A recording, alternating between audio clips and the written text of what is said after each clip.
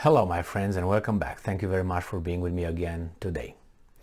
This article that I have with me and ready to read it and discuss it has to do with some refugees and POWs and a picture that was used for this article or in this article. So let's get straight into it and see what's going on.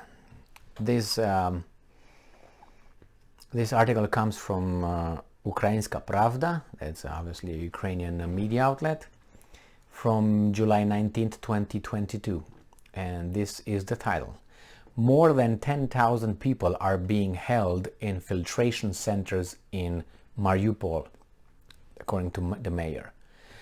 And it says here that in the temporary occupied city of Mariupol and its outskirts, there are 4 filtration centers where Russians are currently holding more than 10,000 people. They have to feed them somehow. And the source is the mayor of Mariupol, Vadim Boychenko, in a briefing. And this is the quote from Mr. Boychenko. There are filtration centers both in the city of Mariupol and outside the city. 4 of them have been working all this time. Unfortunately, they have detained more than 10,000 people, local people. In the temporary occupied city of Mariupol and its outskirts, there are 4 filtration camps. That's a lot, but 10,000 people, how do you provide with these guys with shelter, food, and water and all that? According to Boychenko, many civil servants and municipal employees are being held captives. There are no doctors in the filtration centers, so detainees are not receiving medical care. He added that almost 2,000 men are currently being held in one of the centers.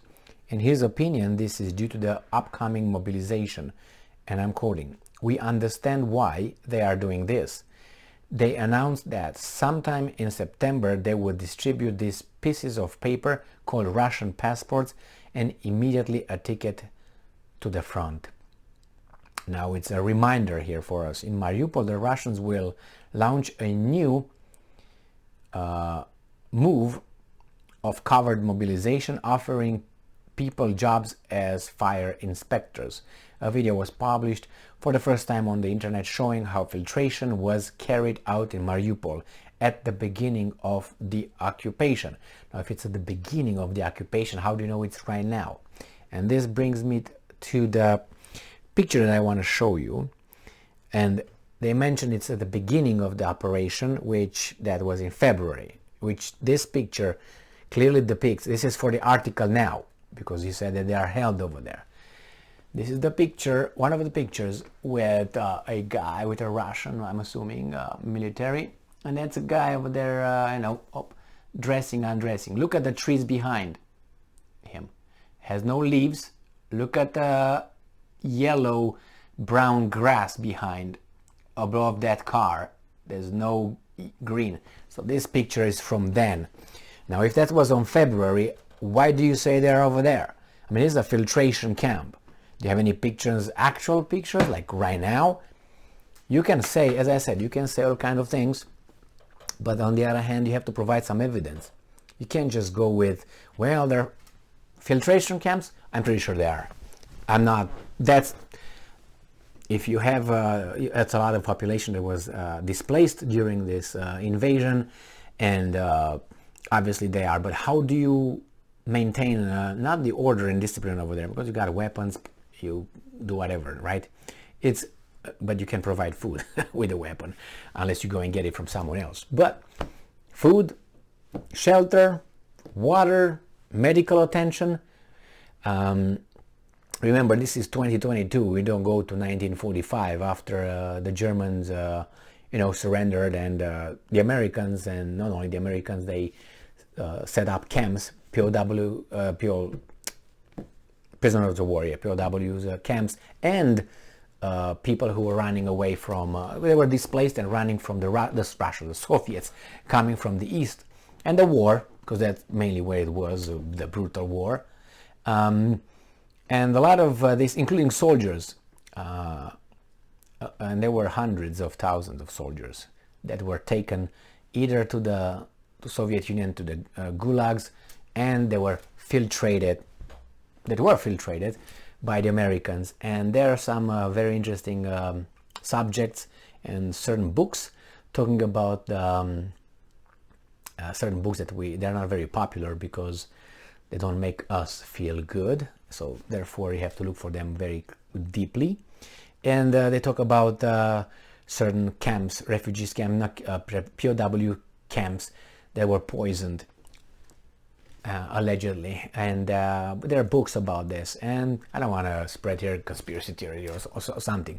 Just check them for yourself now, and you make your own draw your own conclusions on whatever happens. What I'm trying to say is that it's in this kind of situations there's precarious conditions created by the situation. You can point fingers at Putin, you can point fingers at Lavrov, like this. You can also point fingers at the Ukrainian government, you can point fingers at the Western brokers who did not do this, or they did that. And the situation is that people are hurting, and those are Ukrainians. And real Ukrainians I'm talking about, not other guys who make decisions for them, unfortunately. But that's what happens when you have the mass media in your hands, when you have the movie and the entertainment industry in your hands, when you have the politician paid, when you have the schools, the education system, as I said. All these things are going to create a certain kind of narrative, a social narrative. And this narrative says that the pig can fly, and the wolf would not eat a sheep, but will lay down, and the sheep is a good animal, the wolf is a good animal, which they are, but they have their own instincts, and they do different kind of things. So they try to destroy the I don't want to say stereotypes, because stereotypes are, based on reality to a certain extent. When you see a snake, and not everybody goes to pick up a snake. Why? It's because it's a stereotype that bites you. Some do, some don't, but you don't go over there and pick it up. So that's a stereotype, because some snakes don't bite. Most of them do, and some of them are venomous, some of them are not.